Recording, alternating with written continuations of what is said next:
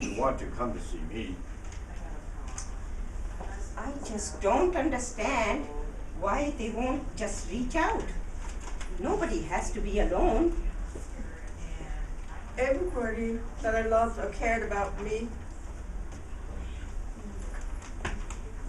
has given up on me. So why should I try now? I am so lonely, but I can't give up on my children. They will come, I know. I won't ask because I just cannot stand one more rejection. All I have to do is ask, and she'll come and see me. But I'm scared. So that's our ending. Oh, Yes, here, I thought I'm back. I was. So in this one, people are allowing fear in all its different forms to stop for asking for help, and also pride. You want something like your kids to show up, so you deny a visitor even though you're really lonely, or you've just gotten so disappointed in society that your anger stops you. And even with these personalities, we feel that there is hope at the end of the tunnel. So here is version 2 of this skit. I am so happy. Okay. What a lovely visit I had today. From my friend. Would any of you like to have a visit from her too? I'm finished with people. They're all stupid, you know. No one even knows my name. I've given up on this. I don't want any visitors. I don't need anyone. I have 5 children. I am much too busy. Some live out of town, and the others are often busy. But I must be ready for when they come.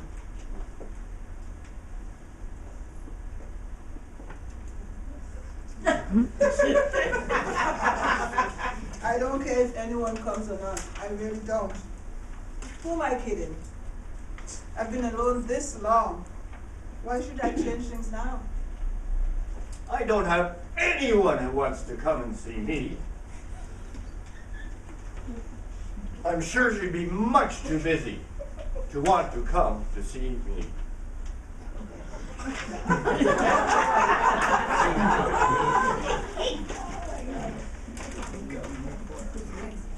I was lonely too. But if you give it one more try, sorry. If you give, okay, I start again. I was lonely too, but if you give it one more try, you'll see no one has to be alone. Fine, but they better not let me down now. Well, while I'm waiting, I could use a visitor. I'm all set up anyway. You say she comes in every Tuesday, so it won't be a bother. No. Why not? I'll give it a try. Give me strength to ask for help. Yes, I'd like to give it a try. And see.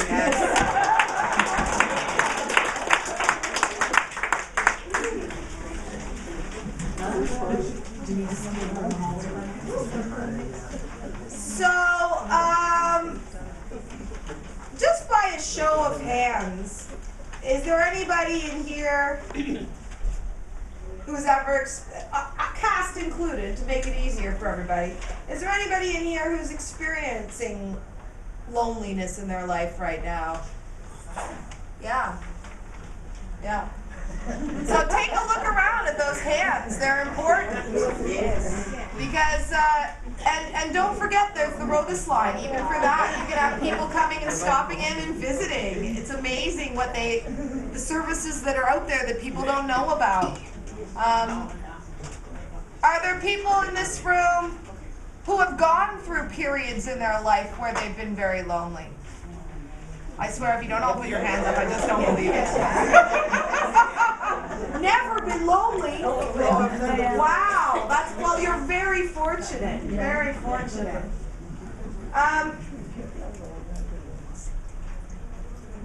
Have you ever met somebody that's just gotten so fed up that they're angry all the time? Put up your hand if you've met that person.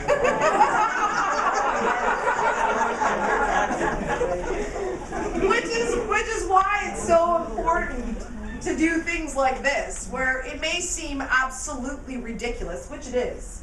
But the point is that we talk all the time, we laugh all the time, we share all the time, we deal with crisis all the time. Are you staying there? You go, Betty?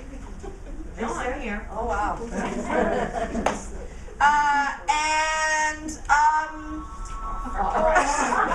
Okay, because it's part of the show now, I have to tell you what's happening. My husband got his car towed and he's having a stroke. And he's at the police station, and I said you could go, but she's like, no, we'll only be here for another half an hour. He can sit and wait. He keeps calling back. Oh, he finally found a friend who's coming to get him, to get the vehicle to go pick it up.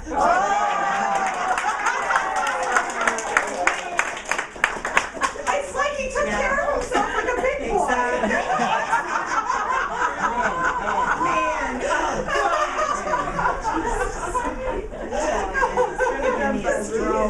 And as you saw with that skit, which I always love with our group, is that, sometimes things go wrong. It doesn't matter if you don't remember, we start again. We're all human and we're here to play, and the message still translates. And I find it often has a much more human message when it translates in that way. So if any of you, I'm just reminding you, if any of you want to come out and play, you can. Another thing we've started doing, because it started happening, and I'm just going to dangle it out there for you, if any of you have anything that you would like to perform, you can. Because we've had people get up and recite poems, sing songs, do tap dancing, Indian dancing, jigs, we've had native prayer, Cree prayer. We had one Aging in Place building that had 70% population Chinese, and we did the whole show bilingual, and we did a song in English and Chinese and round, which we'll be singing with you later, but in English. And actually so is there anybody who has anything they want to, a joke? Yeah. Anybody? Not yet. If it comes to you, it feels pretty good to feel like, oh, no one wants to hear this, or this is terrifying. And then you get up here and it feels really good. Does it feel really good? Yeah. And people will be very appreciative, right? Yeah. All right. So we're going to sing that song now. I feel inspired. I'm totally throwing our agenda out the window today. So the song is The More We Are Together. Okay. And you probably know it's still not one of the songs on the sheet yet. Just making your life difficult, of course. But it's really short, and again, I think you probably know it. We'll do it one time, you'll know it. That's right. Yeah, okay. Right, and then we're going to do it in round. We're going to get really crazy. Here we go. The more we are together, together, together, the more we are together, the happier we'll be. For your friends are my friends, and my friends are your friends. The more we are together, the happier we'll be. So there it is. Do you recognize it? Yeah. All right, so we're going to divide it in half. So we're going to divide it right down the middle here. This side of the room, this side of the room. You guys are starting. We'll come in second. And we'll sing it 2 times. Good luck. Rosalie.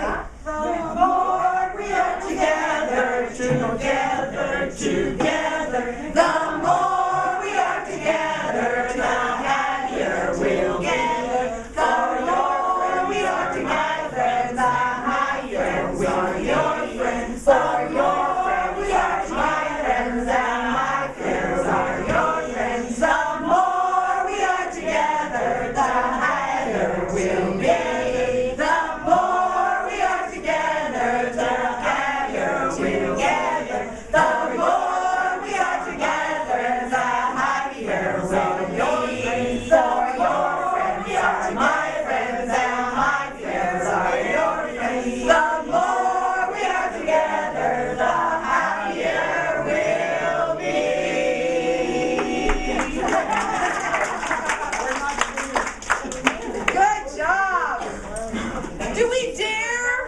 another joke? Oh. I think we better let it be Marilyn this time. We'll bring her back after. Okay, it was a cloudy day.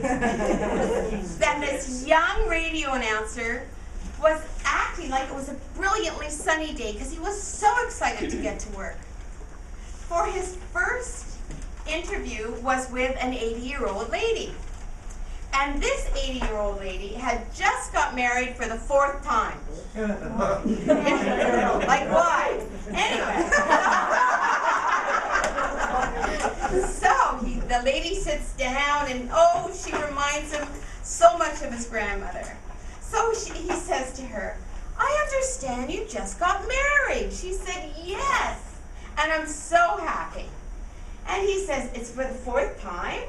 She said, yes. Well, what does your husband do? He's a funeral director. Well, that's an interesting profession. What were the careers of your other husbands? So she just sits back and has a little smile on her face, and she said, well, my first husband, he was a banker. My second husband, he was a ringleader for a circus. My third husband, he was a preacher. And now, my 4th husband, he's a funeral director. So the radio announcer says, that is a very diverse selection of careers. Whatever attracted you to these 4 people? And she sat back for a bit, and she came out with, well, my first, sorry. Well, it was 1 for the money, 2 for the show, 3 to get ready, and 4 to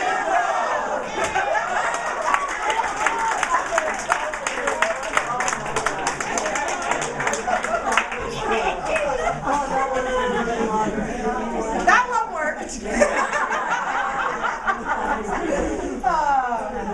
So, we wrote another skit, and this one's a humorous skit, and it's something that certainly has to do with aging, but I always relate to children too, because they don't listen. And the skit is about hearing, but we know there's a difference between hearing and listening. And this is the silly little skit that we wrote about it.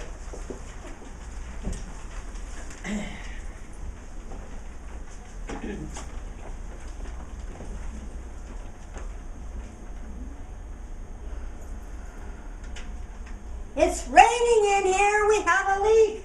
What did she say about next week? Next week, we're going to bingo. Did you say you wish you were single? What do you mean you're single? You've only been married for 50 years. Did you say it was happy hour and we could have some beers?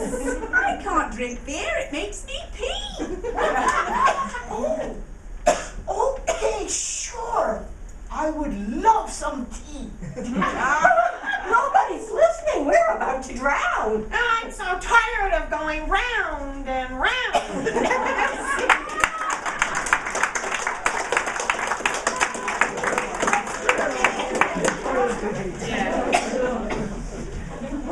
All right, let's sing a Christmassy song. Wow, we don't have it. I have to do that. I was silly. I didn't print it for today. I wanted to, but let's do "Let It Snow." Maybe it might bring on the snow. Right after I leave for my vacation. Come on forward. I feel alone over here. All right. All right. Oh, the weather outside is frightful, but the fire is so delightful. And since we no place to go, let it snow, let it snow, let it snow. It doesn't show signs of stopping, and I brought some corn for popping. But let's turn way down low. Let it snow, let it snow, let it snow. When we find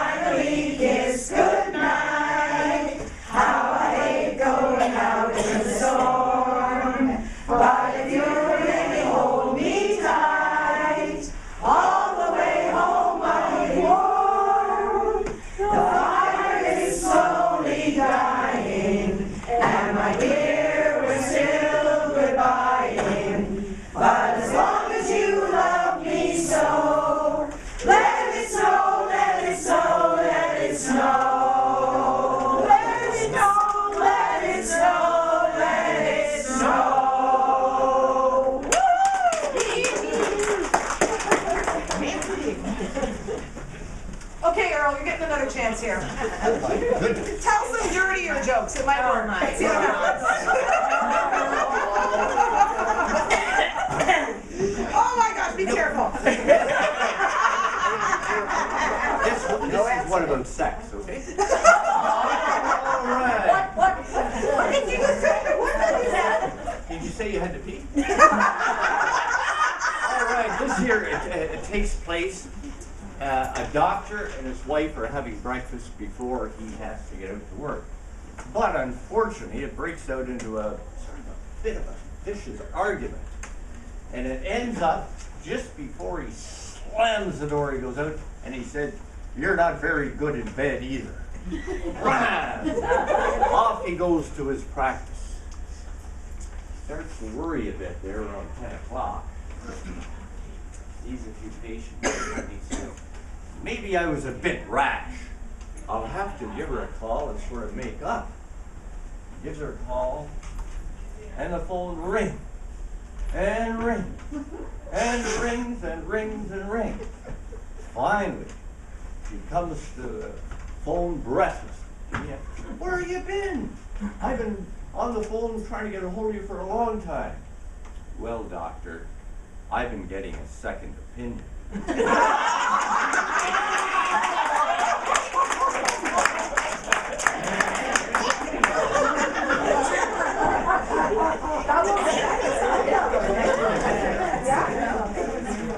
Dorothy everywhere?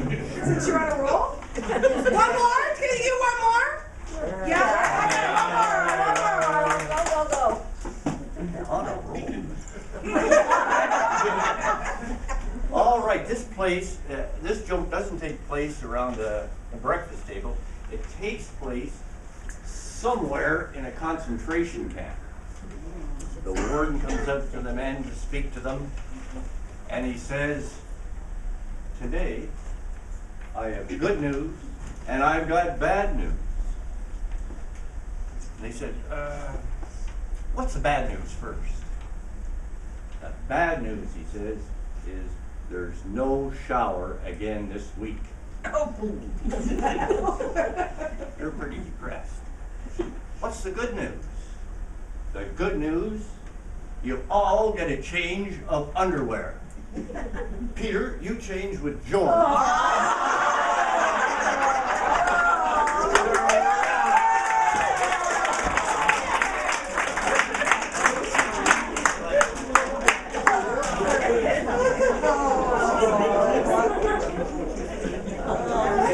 Disgusting. You said it. Joy, we have another beautiful poem, and Joy does this lovely poem, and unfortunately I don't have copies with me of this one, which I have to start making copies of, but I'll let her introduce it to you. Are any of you the children of farmers? So was I. And this poem is very close to describing my mother, except my mother wasn't a pianist. She was a pickler and a sewer. But here goes. Mama's mama, on a winter's day, milked the cows and fed the hay, slopped the hogs, saddled the mule, and got the children, I'm the eldest of 11, off to school. Did a washing, mopped the floors, washed the windows, and did some chores. Cooked a dish of home-dried fruit, pressed her husband's Sunday suit, swept the parlor, made the beds, baked a dozen loaves of bread, split some wood, and lugged it in, enough to fill the kitchen bin. Cleaned the lamps, remember that?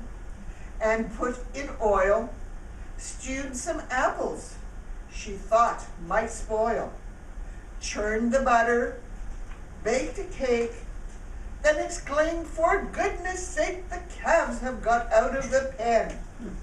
Went out and chased them in again, gathered the eggs and locked the stable, returned to the house and set the table. Cooked a supper that was delicious, and afterwards washed all the dishes. Fed the cat, sprinkled the clothes, mended a basket full of hose, then opened the organ and began to play When You Come to the End of a Perfect Day.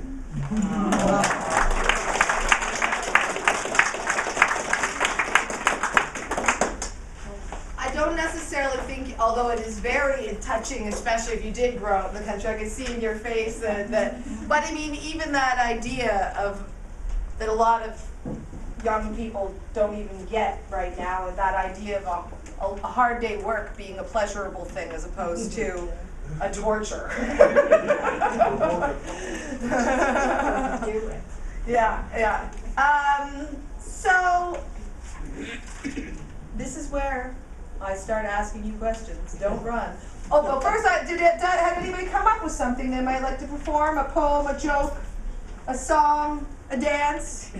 Anything? No, not yet? Not yet? All right, so, what makes you happy? Name one thing. What's your name? Linda. Hi, Linda. What makes you happy? Lovely. I'm just a happy person every day. How do you do it, Linda? I don't know how to tell you, but I wake up happy and I go to bed happy. Oh, that's good. We want a bit of that. Yes. Yeah. You don't have any keys to it. How do you avoid the Well, bad stuff? nothing. I just go out every day and I do my own thing. I go by myself. I come back by myself. But I'm happy. You're happy.